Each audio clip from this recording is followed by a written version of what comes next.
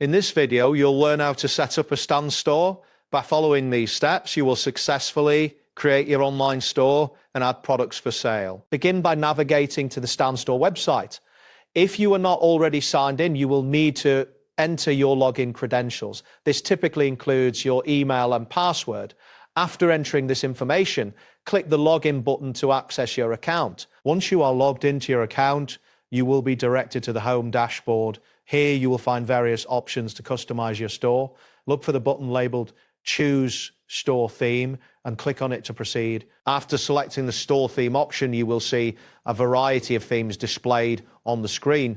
Take your time to browse through the available options. When you find a theme that suits the style and branding of your store, click on it to apply the theme. This will change the appearance of your store to reflect the chosen design. Next, return to the home dashboard by clicking on the home button located in the navigation menu.